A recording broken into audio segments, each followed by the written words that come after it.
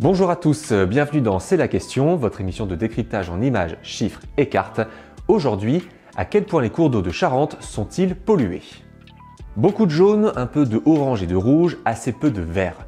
En Charente, l'état des cours d'eau est loin d'être idéal. Selon les données de l'agence de l'eau Adour-Garonne, les ruisseaux charentais manquent de nutriments et d'oxygène et regorgent de polluants, ce qui provoque l'effondrement de la vie animale et végétale. Le phénomène concerne en particulier le sud et l'ouest du département.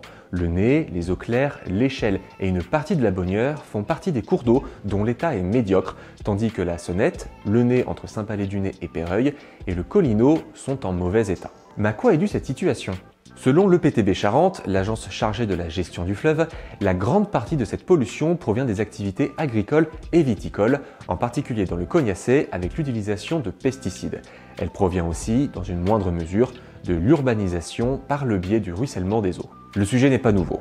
En 2014 déjà, l'agence Adour-Garonne avait lancé l'alerte au sujet du tourtras, un cours d'eau qui alimente la Charente par le biais d'un autre ruisseau, la Sauloire, et à l'époque, 6,52 microgrammes de pesticides par litre d'eau avaient été relevés à la station de Réparsac, faisant de ce cours d'eau le plus pollué de France. 8 ans plus tard, sur la même station, 16 molécules de pesticides ont été détectées.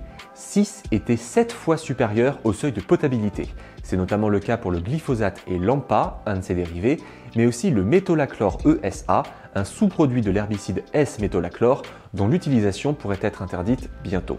Outre l'impact écologique, cette pollution touche aussi les nappes phréatiques, donc la qualité de l'eau potable charentaise. En aval, ces eaux polluées mettent aussi en danger la filière conchilicole, dégradent la potabilité de l'eau et entraînent un risque de marée verte. Pour autant, la situation s'améliore. Selon le PTB, toujours, la tendance est à la stabilisation des taux de pollution, ce qui démontre une amélioration des pratiques agricoles.